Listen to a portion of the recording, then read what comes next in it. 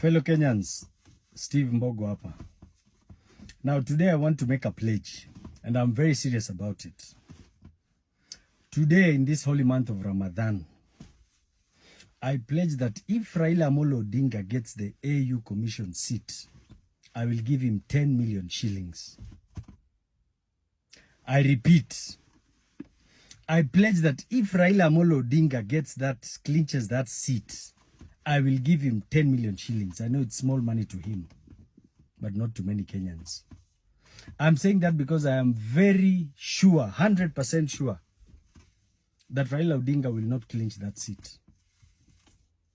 You see, the biggest problem is that today, wajinga waliisha Kenya.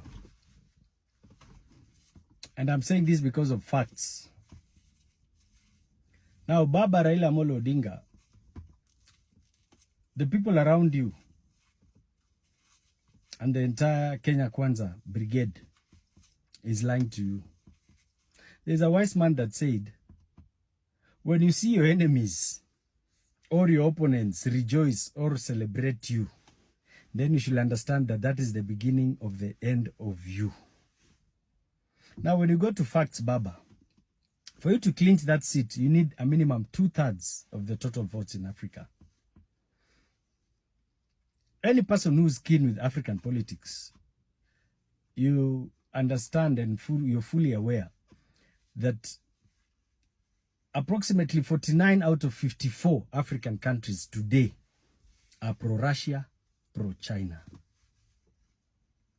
And all these countries are not going to support someone who comes from a country that is pro-West.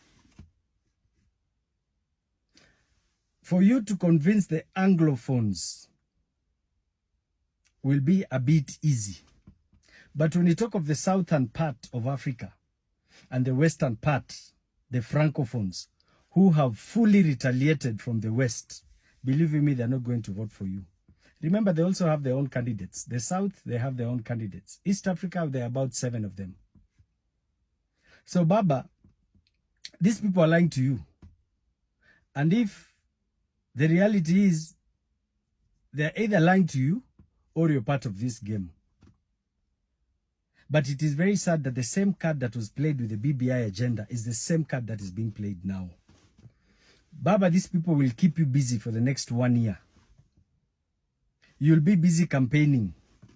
And when you lose next year, the same people will come and tell Kenyans, tulijaribu kusaidia mzee na ikashindikana. Let me tell you, by that time, the entire brigade of Azimio will be torn apart.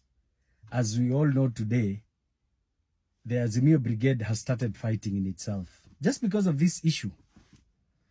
Your real soldiers, the people who've always fought for you, and I'm speaking as your son and you being my mentor and once my party leader. The entire BBI agenda is being repeated, but in a different script. They will waste your time. By the time they are done with you, you've lost ground, you've lost all your friends, you have to start afresh. By that time, you only have 1 or 2 years, we are back to elections. So, Baba, fungua macho. And for those people who surround Raila Odinga and you keep lying to him, shame on you. Otherwise, I have pledged, Baba akipata hiyo kiti, cash, tupewe account, ama tutaweka kwa M-Pesa yote 10 million. Habari ndio hiyo.